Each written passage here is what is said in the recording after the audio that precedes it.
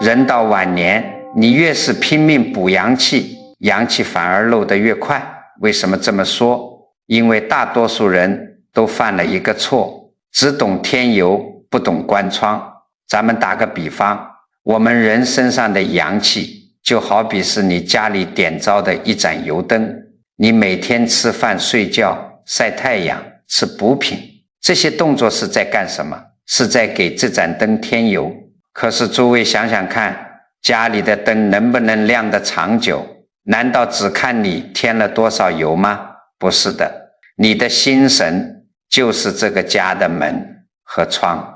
如果你的门窗整天是敞开的，外面的狂风暴雨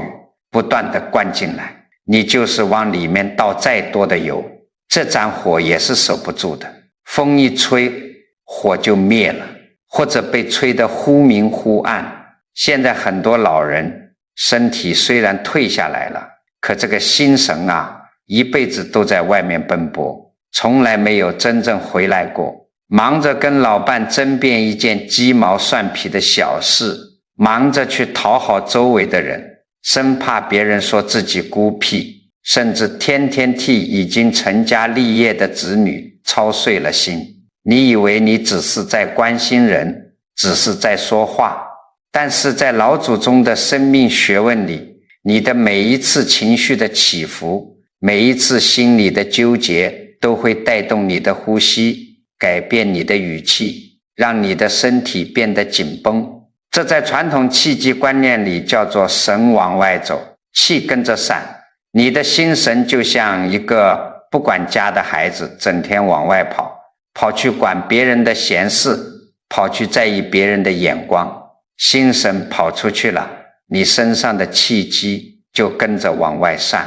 阳气全都浮在身体表面，甚至飘到了体外，根本回不到你的五脏六腑里去扎根。这就是为什么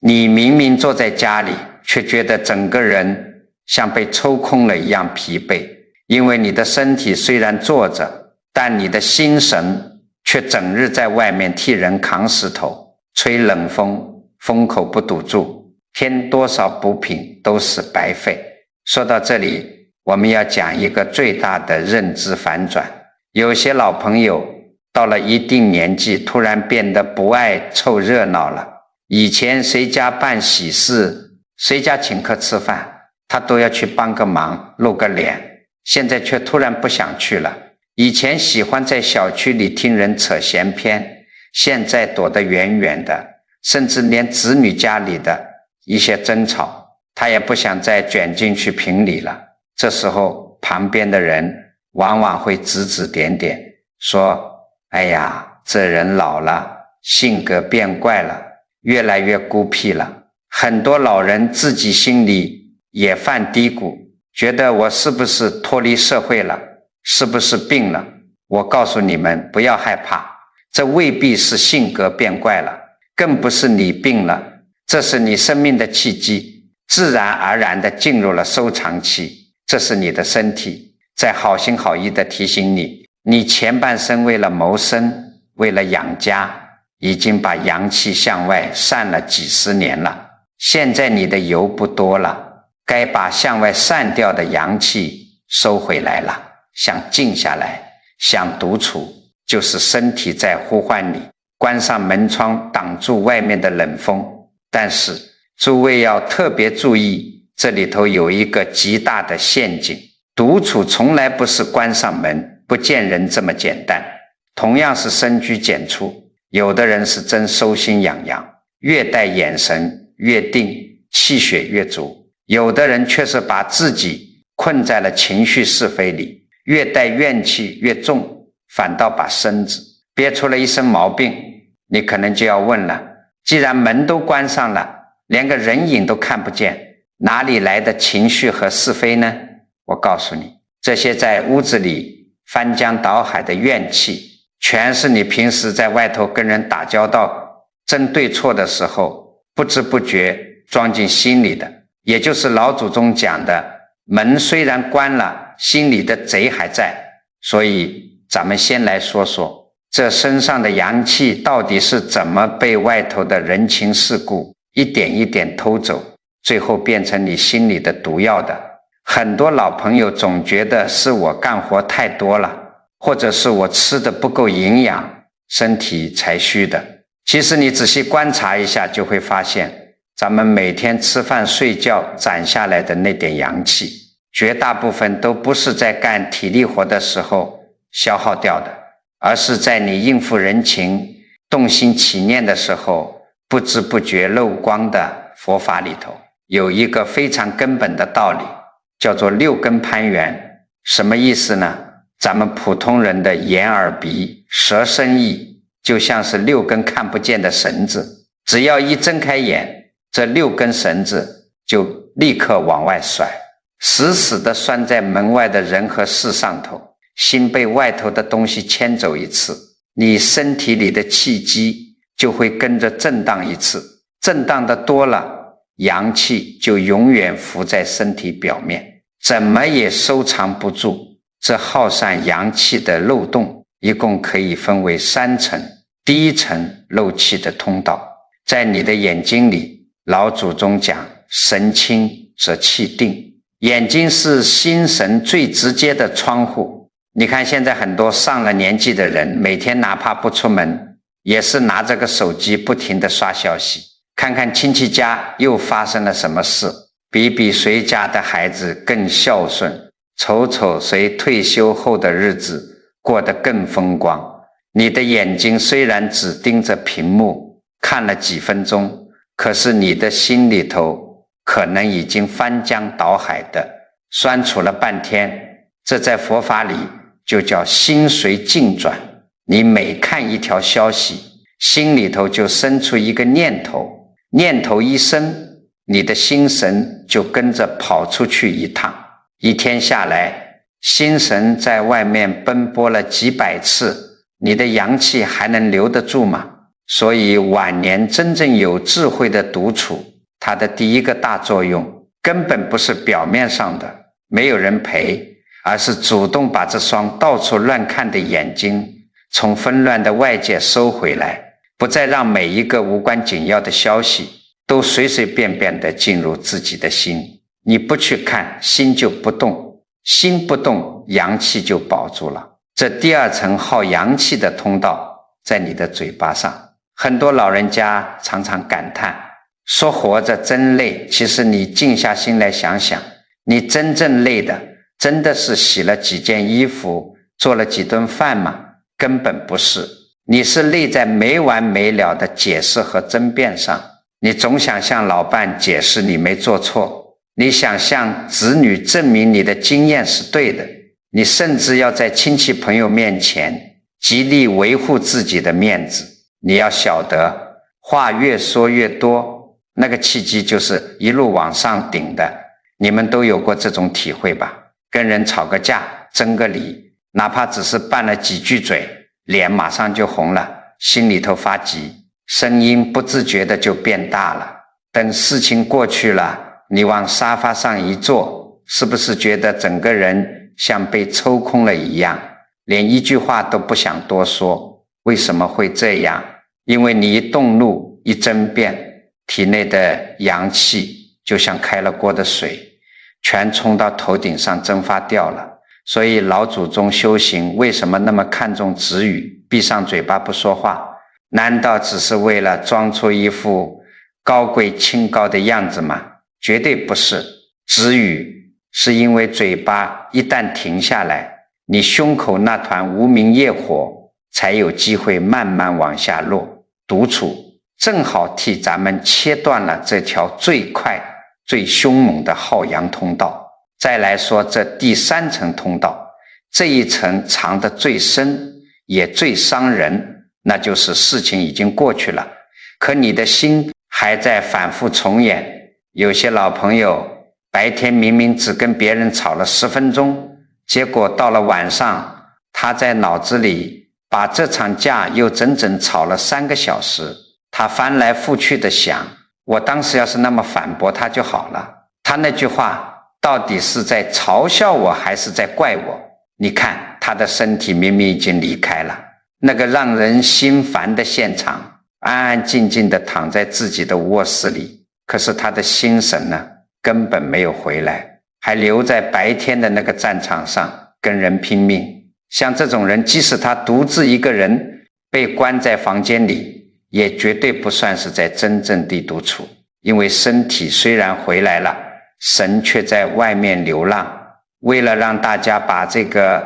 假独处真好神的道理看个透彻，我给诸位讲一个记载在历史的故事。这故事主人公叫周仁。周仁这个人非常有才华，在南齐的朝廷里也算是个有头有脸的官员，但是他太贪图名声了，极度渴望世人把他当成一个清高绝俗的居士来赞美。可是真要他彻底脱离红尘去过苦日子，他又万般不舍。他心里最害怕的就是失去朝廷发给他的丰厚俸禄以及权力的滋味。这就像一个人既想要出家人的清净名声，又想要生意人的金银财宝，哪有这么便宜的事呢？双重的面具让他时刻处在一种极其紧绷的精神状态里。为了弄到这个清高的好名声，周公跑到中山上建了个草堂，表面上看那真是个神仙日子，穿着粗布衣裳，吃着粗茶淡饭，大门一关，似乎是彻底隔绝了人情世故。世人都夸他是个不食人间烟火的高人，可实际上呢，他的身体虽然坐在安静的草堂里，心里的算计却一刻也没停过。他每天暗中跟京城里的各路官员频繁地写信，互相勾结。到了后来，朝廷一招呼，他装不下去了，立刻收拾铺盖出山，跑去做了大官，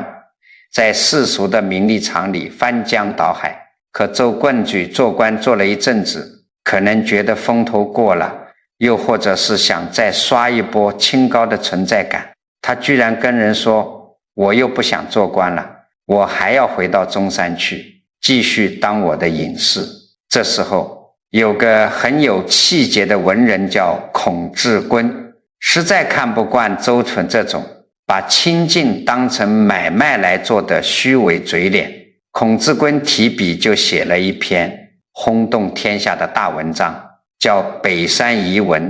这篇文章写得极其辛辣，他不骂周伦，他借着中山上的山神、花草树木的口吻来写。文章里说，当年山里的神仙和草木都以为你是个脱离低级趣味的真隐士，没想到你是个满身铜臭和鸡心的俗人。现在山林已经下令把中山的大门死死锁上，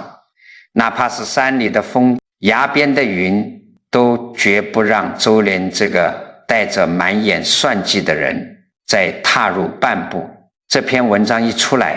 周濂假清高的面具被彻彻底底的撕碎了。他不仅没法再回到山林里去装神弄鬼，更成了天下文人眼里的笑柄。在世俗的纷扰、同僚的嘲笑和无尽的算计中，周乙度过了余生。他的一颗心始终在名利和恐慌中煎熬，最后在极度的精神内耗中郁郁而终。诸位从周棍的身上看到了什么？用佛法的话来讲，这就是被妄语和明心给毁了。周人表面上是断绝了世俗，闭门静坐，但这是一种自欺欺人的妄语。他内心求名求利的那股火的，烧得比街头的商贩还要旺。这种表里不一的巨大落差，会让人的心火始终往上浮跃，根本没法静下来，进入真实的定境。这也说明了一个残酷的事实，哪怕你隐居在深山老林，哪怕你的那扇大门关得再紧，只要你心里的门还对名利和人情敞开着，你就依然在耗散着生命里最宝贵的元养。所以老朋友们，你们千万要记住今天这最要命的一句话。外界的那些人情世故、家长里短，他们是没有脚的，他们不会自己走过来强行偷走你的阳气。真正带走阳气的根本不是人群本身，而是你自己非要在人群里证明点什么的那个执着，是你对人情的执着，替好阳的贼打开了门。大家听到这里可能觉得，哎呀，那是古代当官的贪图名利，咱们现在都是普通老百姓，既不当官也不求名，我只要把房门一关，这阳气总能守住了吧？还真没那么简单。刚才我说人情世故里最耗神的就是你非要向别人证明点什么。当官的想证明自己清高，那咱们普通老百姓呢，咱们虽然不求名利，但心里头有一道最难过的关，这道关如果过不去，你哪怕天天待在卧室里，阳气照样被抽得干干净净。这道关是什么？是对委屈和清白的执着，也就是总想去向别人证明自己没有错，证明自己是个好人。我认识一位张女士，今年62岁，在娘家一直是老大，从小就习惯了当家做主，照顾底下的人。前2年她弟弟生了一场重病，家里拿不出钱，张女士心疼弟弟，二话不说，把自己准备养老的10几万积蓄全拿了出来，替弟弟垫付了医药费，还在医院里跑前跑后伺候了几个月。按理说这娘家人得感激他吧，结果呢，弟弟出院没多久，弟媳妇不仅没提还钱的事，反而在亲戚圈里到处散布闲话，说张女士这么积极出钱出力，根本不是为了亲情，而是惦记着父母留下的那套老房子，是在给自己将来争房产铺路。这话传到张女士耳朵里，简直像晴天霹雳。她觉得自己一辈子的清白和付出都被人踩在脚底下践踏，她极度渴望娘家人能给她一个公道，最害怕的就是自己背上这么个图谋房产的黑锅，以后在亲戚面前抬不起头来。从那天起，张女士的心神就彻底乱了，她每天气得吃不下饭，晚上整夜的睡不着，胸口像压了块大石头，后背整天发冷，严重的偏头痛也犯了。为什么会这样？因为她咽不下这口气，为了证明自己的清白，她把当时转账的记录、医院的缴费单子一张一张找出来，整理成一个小本子。她开始走家串户，去找那些亲戚挨个解释。每次到了别人家里，她就翻开那个本子，声泪俱下的从头说起，讲到激动的地方浑身发抖，脸涨得通红，声音大的连街上都能听见。她太想证明自己了，可是诸位要知道，你每去辩解一次，你胸口的那股气就往上顶一次，话说的越多，心火就越旺。每次解释完回到家，张女士都觉得手脚冰凉，像生了一场大病一样瘫在床上，连爬起来做饭的力气都没有。这哪里是在讨公道，这简直是在拿自己的命，拿自己仅存的那点元阳之气去填别人嘴里的闲话。直到有一天，他拎着那个本子去了一位远房表婶家，他坐在小板凳上，又开始滔滔不绝地讲述自己的委屈。可是讲着讲着，他忽然停住了。为什么停住了？因为他看到那位表婶正端着一个大塑料盆，低着头在剥毛豆。表婶根本就没有看他，手里的那些单据只是在剥毛豆的间隙，漫不经心地抬起头敷衍一句：哎呀，他怎么能这么说你呢？真是的。然后继续低头，心思全在那盆晚上要炒的菜上。看着那些掉在篮子里的毛豆壳，张女士的心里像被浇了一盆冰水。突然之间，她就彻底醒过来了。他猛然发现了一个无比残酷但又无比真实的道理：这个世界上除了你自己，根本没有几个人真正在乎你的清白，大家只是在听一个家长里短的闲八卦而已。他这10几天来拼了老命的到处解释，就像是在戏台上演一场，只有他自己当真的独角戏，白白把精气神送给别人当了消遣。张女士一句话都没说完，直接站了起来，她把本子塞进包里，平平静静地跟表婶说了一句：婶子你忙，我先回去了。回到家以后，老伴看她脸色不对，问她要不要再去把那个弟媳妇骂一顿。张女士摆摆手，什么也没说。她把自己关在书房里，安安静静地坐了下来。也就是从这一刻起，张女士才真正开启了她晚年最有力的一次独处养养。她以前坐在屋里，脑子里全是在跟弟媳妇吵架，那是神在外面流浪。但这一次，她不再去想亲戚们会怎么议论她，不再去脑子里排练下一次该怎么反驳。她闭上了嘴巴，把向外寻找公道的眼神收了回来，感受着自己微弱的呼吸，把这10几天的狂风暴雨全给挡在了门外。奇迹就在几天后发生了。自从他不再去找人解释，不再开口争辩之后，他胸口的那股闷气慢慢落了下去，连带着折磨了他半个月的偏头痛也消失得无影无踪。他没有吃任何补药，但是他的手脚慢慢的有了热乎气。诸位，张女士的身上发生了什么？在佛法里头，这叫息口，也叫忍辱。真正的独处，为什么能把阳气养回来？因为他强行替你切断了跟这个世间的无谓纠缠，你不再去争辩，那个一直往脑门上顶的气机才终于有了下降的机会。你不再去看别人的脸色，你这颗狂躁的心才终于落回了肚子里。心回来了，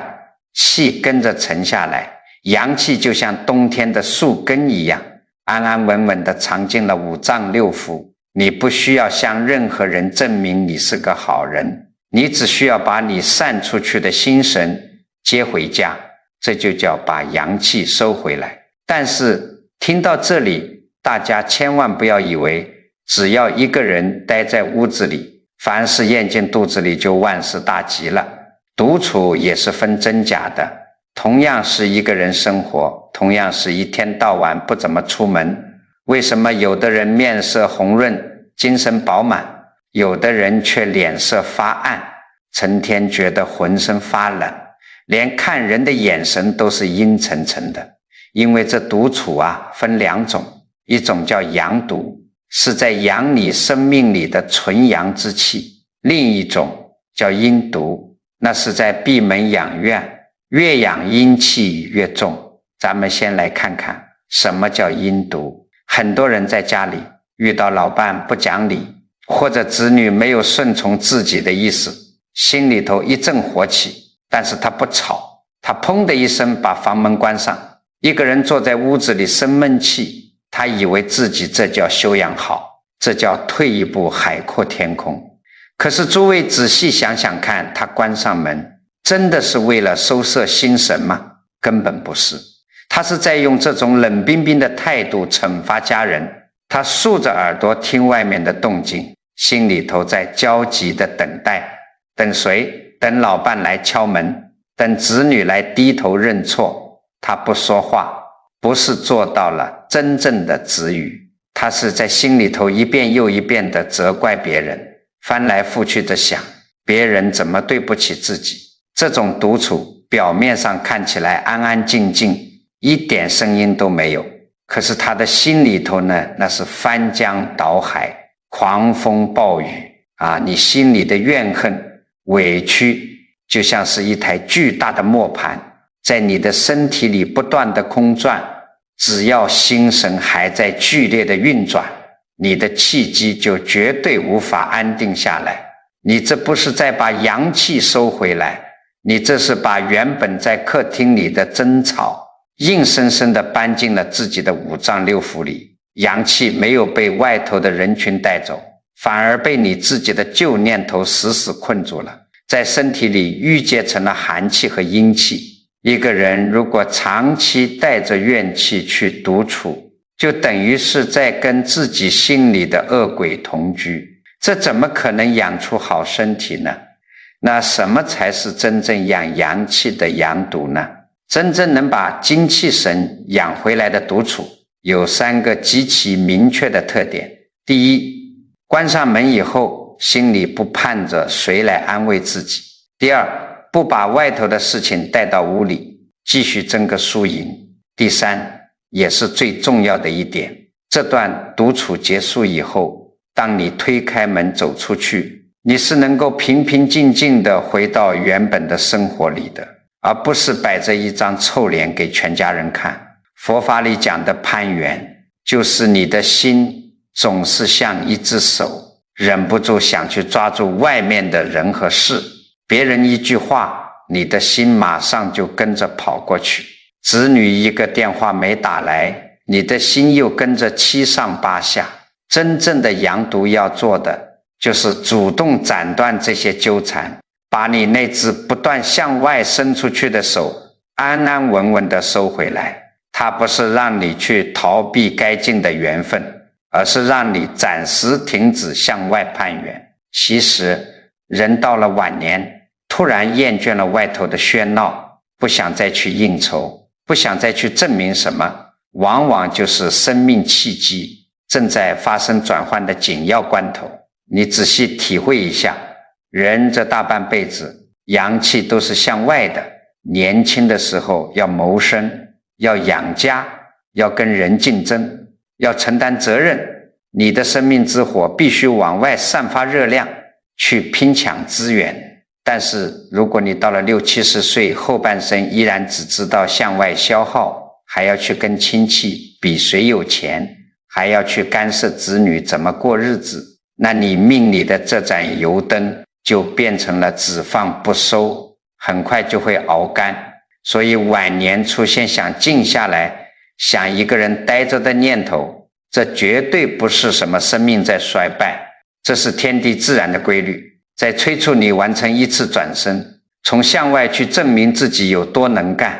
转向把心神安顿下来，从借着外头的热闹来强行给自己续命，转向让你自己的阳气在安静中重新生根发芽。在这个转身的过程中，最怕的就是走错路，掉进那个毫无生机、冷若冰霜的阴毒里去。为了把这个利害关系说透，我给大家讲一则咱们老祖宗留下的真实公案。这是唐末5代时期在佛门里非常著名的一件事，叫烧庵婆子。有一位僧人为了追求绝对的清净无为，远离了所有的寺庙和人群，独自跑到深山老林里搭了一个小茅草庵，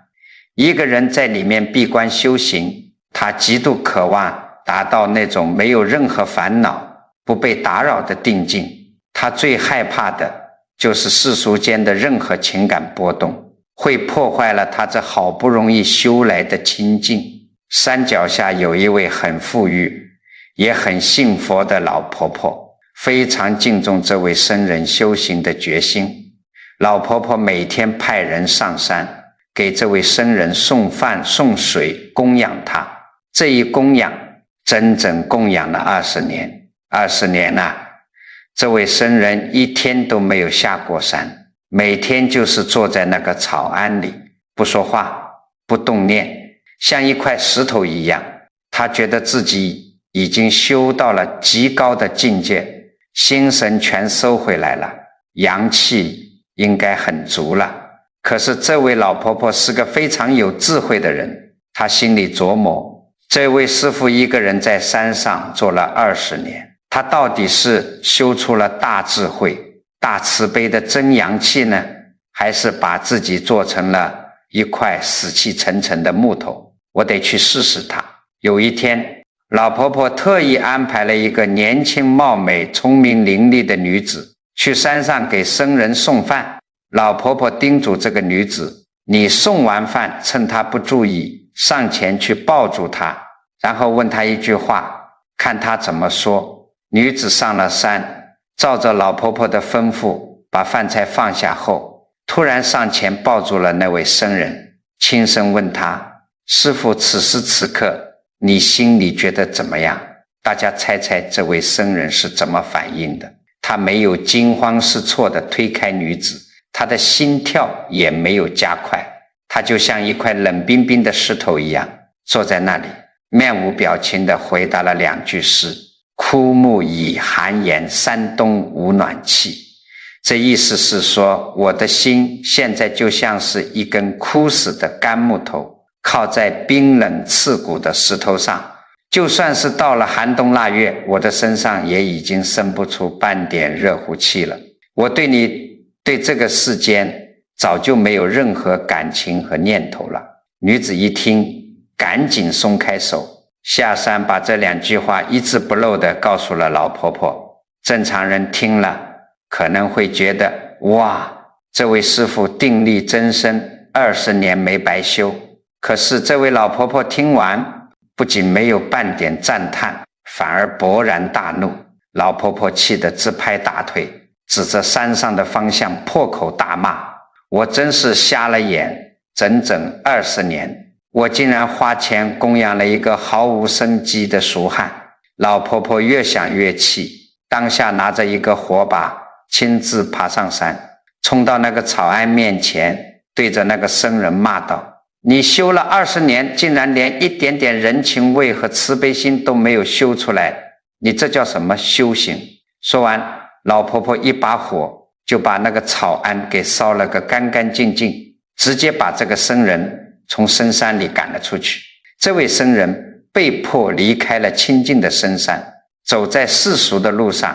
看着沿途的人间烟火，他才恍然大悟。他明白了什么？他终于明白自己这20年的独处根本不是在养护生命，而是在折磨生命。在佛法里，这叫执空为实，把死水一潭当成了真正的清净。他压制了自己所有的念头，切断了所有的人情往来，但他同时也切断了生命里最宝贵的生机与慈悲。他养出来的是一身冷冰冰的阴气。这种没有温度的独处，就像那山东的寒岩，谁靠近它，谁就会被冻伤。咱们现在很多老朋友，其实就跟这个僧人一模一样。你以为你躲在房间里，不跟子女说话，不理睬老伴，谁也不见，这就是在修行，这就是在养生了吗？你的身体是离开了人群，可你的内心对人情的执着根本没有断，你只是在用冷漠来保护自己那点可怜的面子，这就是地地道道的阴毒。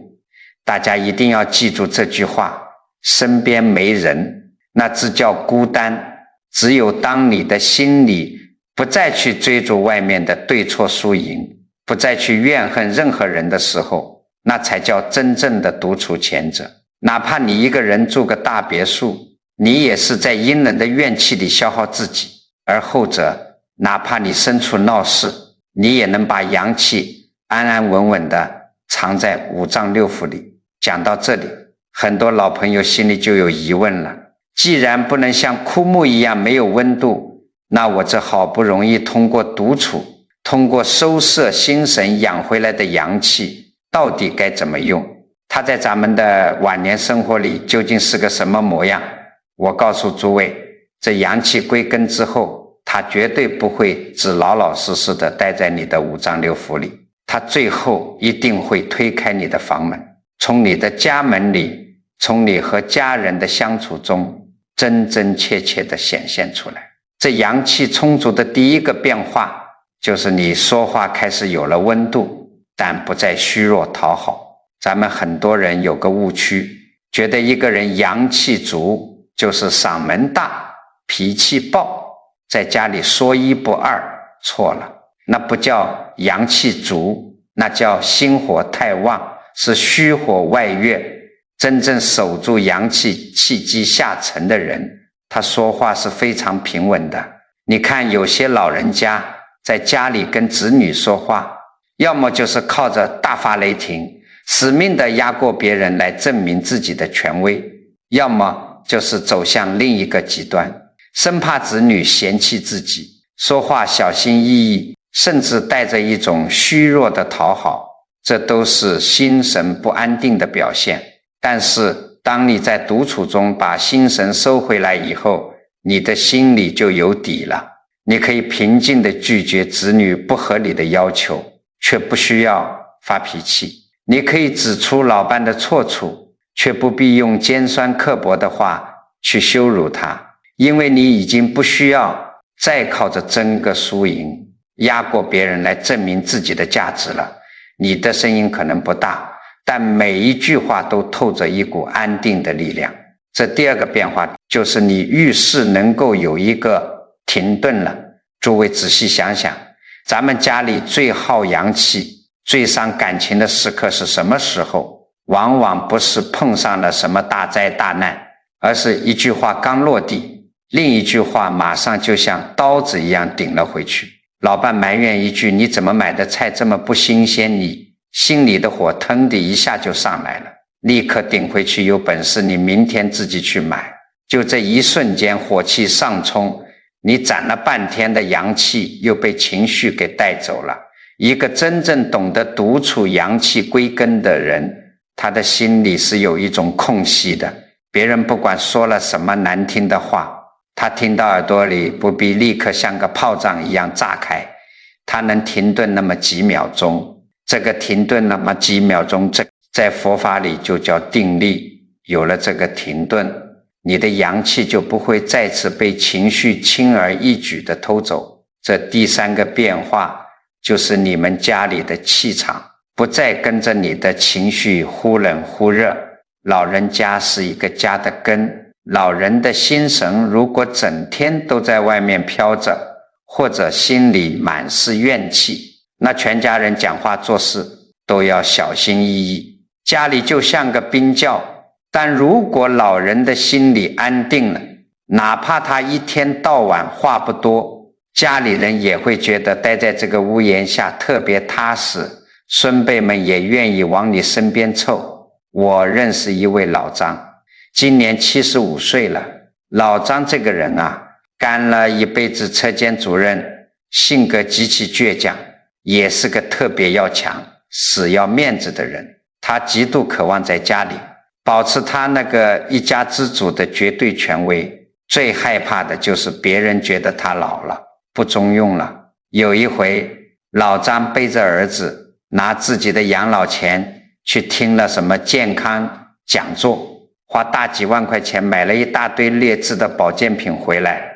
儿子一看那些花花绿绿的包装，就知道老爷子被骗了，忍不住说了他几句：爸，您怎么连这种骗局都看不出来？这都是假药，吃坏了身体怎么办？这话其实是关心，但在老张听来简直是奇耻大辱。他觉得儿子是在当面剥夺他的尊严，是在嘲笑他老糊涂了。老张当场就发了雷霆之怒，拍着桌子大喊：我吃过的盐比你吃过的米都多，轮得到你来教训我？我的钱我愿意怎么花就怎么花。从那天起，父子俩算是杠上了。老张为了证明自己根本不在乎儿子的看法，开始使用他最擅长的武器——赌气对抗。他每天早上5点多就起床，冷着一张脸，背着渔具出门，去郊区的水库钓鱼，直到天黑透了才回家。他自认为这是一种清高的独处，想给儿子制造一种我一个人过得很好，我根本不需要你的假象。可实际上呢，他坐在水库边上，眼睛虽然看着水面上的浮漂，心里却像开了锅一样。他脑子里全是如何跟儿子吵架的台词，翻来覆去的盘算着，等儿子来道歉的时候，自己要怎么摆谱。儿子打来电话叫他回家吃饭，他直接挂断。老伴发信息劝他，他看都不看。这种带着巨大怨气的阴毒极其消耗心神。没过几天，老张就觉得每天手脚冰凉，胃里一阵阵的泛酸水，整个人疲惫不堪。可是为了那点面子，他死扛着不肯松口。转折就出在一个大暴雨的下午。那天老张正在水库边上赌气，天突然变了脸，狂风大作，暴雨倾盆而下。老张没带雨具，被淋了个透心凉，只能连滚带爬地躲进水库旁边的一个破桥洞里。桥洞里四面透风，老张浑身湿透，冻得瑟瑟发抖。他抱着胳膊蹲在泥水里，嘴唇都紫了。那一刻，他突然觉得无比的凄凉和心虚。他问自己，我在这儿受这个大罪，到底是为了图个啥？就在老张冻得快要失去知觉的时候，远处突然亮起了车灯，一辆车在泥泞的路上疯了一样的开过来，停在桥洞边上，车门推开，儿子冒着大雨冲了下来，浑身上下也湿透了。儿子找到老张，没有抱怨半句你看你非要乱跑，也没有提半个字假药的事，他只是眼圈通红，从怀里急匆匆地掏出一件用塑料袋护着的干干爽爽的厚外套，一把披在老张抖个不停的身上，哑着嗓子说了一句，爸，可算找着你了，咱回家。看着儿子被雨水浇透的脸，再看看披在自己身上这件带着体温的干外套，老张心里那堵死硬死硬的墙瞬间就轰塌了。回家的路上，老张坐在副驾驶上，车里开着暖风，他没有像往常那样沉默着继续对抗，也没有再摆什么一家之主的臭架子。他看着窗外的雨，过了很久，轻声说了一句，那买药的事是我这回糊涂了，以后家里的大事我听你的。就这一句软话，让正在开车的儿子瞬间红了眼眶，眼泪止不住地往下掉。从那一天起，老张家里的那块坚冰彻底融化了。老张后来也还是喜欢独处，喜欢安静，但他不再是用冷战来惩罚家人了。遇到分歧，他会先回房间安静一会儿，等胸口的火气降下去了，他会端着杯水走出来，平心静气地跟儿子商量。他发现主动放下面子并没有让他失去尊严，反而让一家人更愿意围着他转了。他自己的胃疼也奇迹般的好转了。诸位，咱们从老张的故事里能照见什么佛法智慧？老张刚开始的那种死要面子，绝不认错，在佛法里叫做慢心，也就是极度的傲慢于我执。这种傲慢就像一块死硬的石头，它不仅挡住了家人的关心，也把自己的心神死死地困在怨气里，把身上的阳气消耗得干干净净。老祖宗在《道德经》里讲得很透彻，人活着的时候身体是柔软的，死了以后身体就变得僵硬了，所以柔软才是生命阳气旺盛的表现，而强硬、死扛、冷暴力那都是死气，是阴气真正养阳的独处，绝不是让你离家人越来越远，把自己关成一个六亲不认的冰块。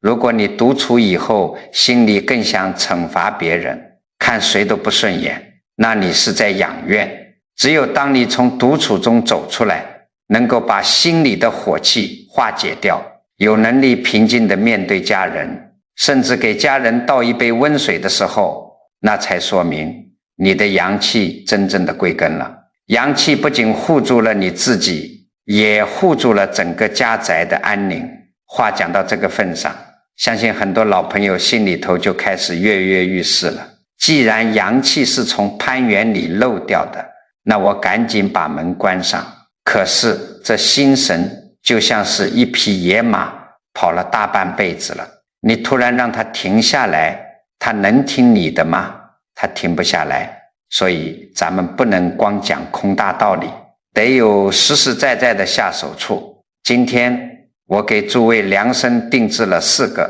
把心神一点一点收回来的独处养阳法，大家不用贪多，哪怕你一天只做到了其中1个，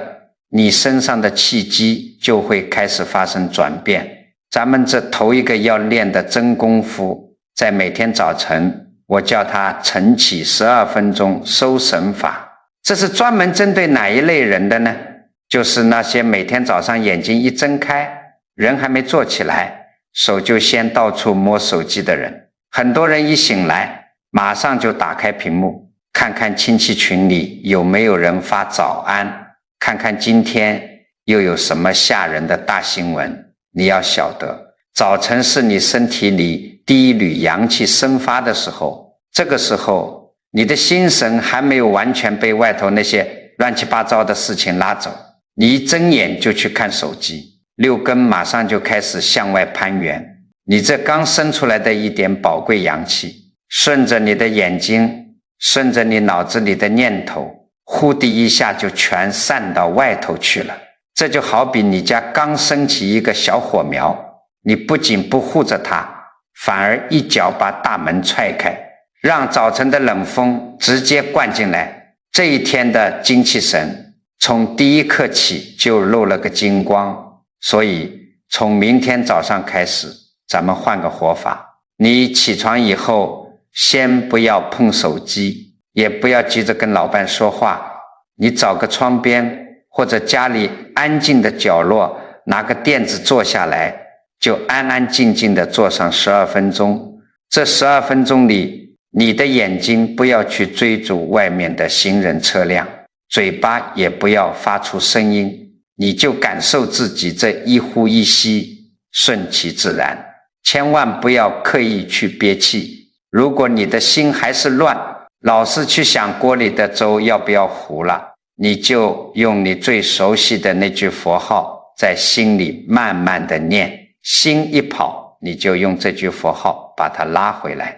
这不是让你成仙成佛，这是在清晨给你的一天定个基调。你把最初的这点心神守住了，气机稳定了，再去开门迎事。咱们判断这个方法做没做对，标准很简单，不是看你身体有没有立刻发热，而是看你做完以后是不是不再那么急躁的去抓手机了，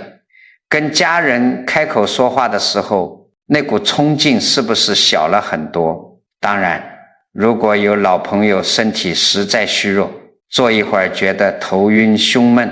那就赶快停下来，在床上平躺着收神也是一样的，千万不要强求久坐。这第2个方法是用在你跟外人打完交道之后，我叫他应酬后留20分钟接神法。咱们很多老人家出去买个菜，跟人拌了几句嘴，或者去走个亲戚，听了一肚子东家长西家短，甚至只是在电话里跟子女商量了个事情，不管这事是高兴还是生气，只要你一回到家，你这脑子里的小电影就开始放个没完。有些人一进家门，连鞋都还没换好，就迫不及待地拉着老伴，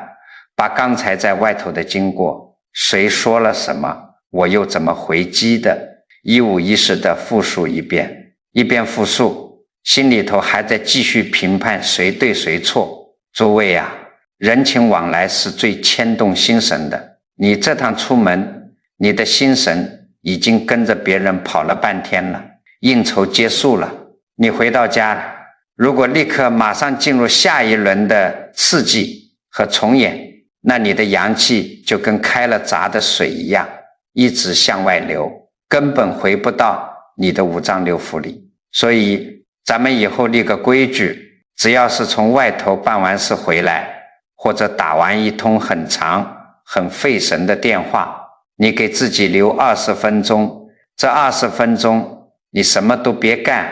也不要马上向另一个人去复述那些对错，你就安安静静地坐在沙发上。如果你察觉到自己的心里又开始排练刚才的吵架了，立马打住，把注意力拉回到自己的呼吸上，或者继续念你的佛号。这20分钟是干什么用的？是给你那颗跟着别人跑出去闪在半路上的心神留出一条安安稳稳回来的路。你得坐在家里等一等他，把他接回来，等你的心跳平缓了，呼吸均匀了，语气也恢复平稳了，你再站起身来去厨房做饭，或者去处理下一件事。这叫阻断攀缘，不让心神连续被耗损。第3个方法最关键，决定了你这一夜能不能真正把阳气藏住。我叫他睡前止语半小时。很多老夫妻白天各忙各的，到了晚上躺在床上了，觉得这下有空了，开始算旧账了，讨论子女买房缺多少钱，争论今天这顿饭到底是谁没做好，甚至为了几十年前的一句错话，在被窝里越吵越精神。老祖宗讲得很清楚，白天的阳气是为了让你去应付4件事的，到了夜里，这阳气就必须要潜藏进身体的深处，这就叫阳入于阴，人才能睡得安稳，身体才能自我修复。可是你如果在睡前还在不停地说话，还在争辩，还在生气，你的心火就被撩拨起来了，一直浮在你的头顶上。你虽然身体是平躺下的，但你的气血全在上面翻滚，你的阳气根本没有归根。这就是为什么你会在床上翻来覆去，半夜惊醒，手脚冰凉，还出虚汗的原因。所以咱们睡前半个小时必须要学会止语，这半小时里绝不跟老伴争论任何重要的问题，也不要在心里去排练明天遇到那个讨厌的邻居该怎么反击，更不要躺在那里苦苦地追问自己，为什么今天子女没有打个电话来。有念头起来的时候，你不要去强行压制它，你压不住的，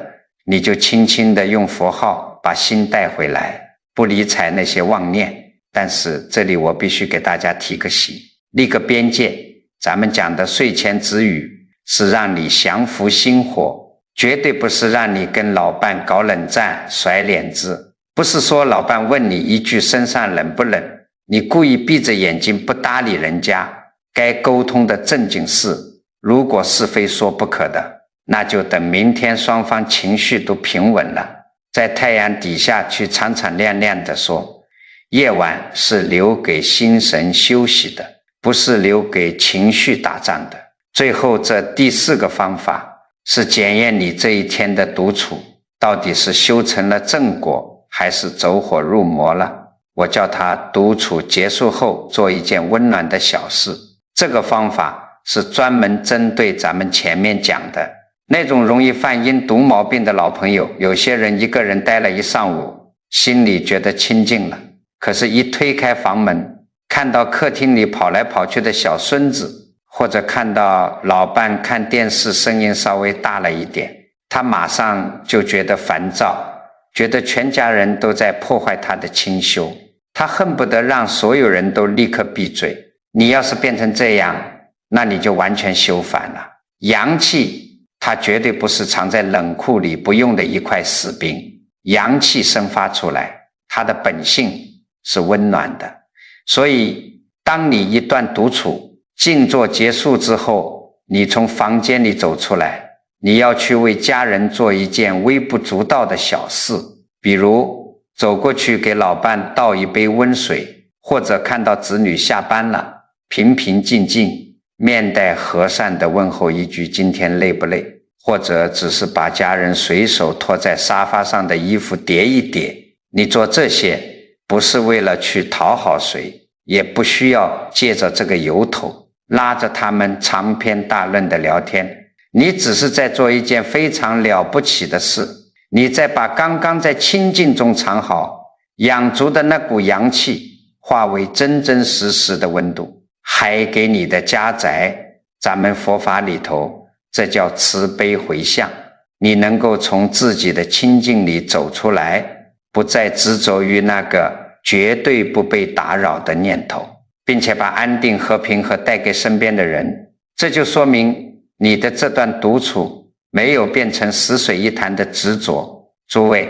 判断你到底是在养阳气还是在养阴气，标准极其简单。你问问自己，独处以后，当你推开门面对家人的时候，你是更想用冷脸去惩罚他们，还是觉得心里有了余地，更有能力去平静地包容他们？前者你是在关着门养怨气，而后者你才是真正的守住了自己的心神，养足了生命里的纯阳之气。好了，今天咱们把这漏气的窟窿、收神的归路，还有这真假独处的道理，全都掰开了揉碎了讲清楚了。讲了这么多，我知道你们听完可能转头又忘了，怕你们记不住，我在最后啰嗦一遍，这3个佛法道理和修行要点，大家一定要守住。第一，阳气不只要天天补，更要老老实实的守。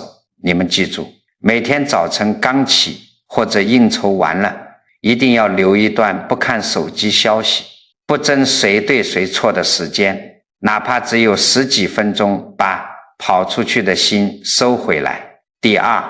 真正的独处绝不等于你身边没人，带着满肚子怨气把自己关在屋里，那只会生出阴气和寒气。独处的时候绝对不去翻旧账，用呼吸或者佛号安顿好心神，这才是在收神长阳。第三，真正养回来的阳气，最后一定会温暖你的家人。当你从房间里走出来，能够少顶一句嘴，少争一次理，平平静静地回到老伴和儿女身边，把温度还给家里，这才叫阳气归根。咱们人到了晚年，渐渐减少那些没有意义的人情世故，绝不是让你退出人生，更不是让你变成一个冷漠的人，你这是在顺应天道，是在替你的后半生保留那一点最珍贵的生命灯火。你要知道，家里的老人就是这个家的根。一个老人家要是能把自己的心身安顿好，身心都不生怨气，那你守住的就不仅仅是自己身上的一口阳气，你也是在守住整个家的安定和福报。如果你觉得南师今天讲的这番心里话对你有点启发，让你的心里敞亮了一些，请动动手指给这个视频点个赞，点个关注，让这份善念继续流通。你每一次把这些有益的提醒转发出去，送给身边还在纠结烦恼的亲友，不仅是在帮他们解开心结，也是在为你自己和你的家人积攒实实在在的福德。最后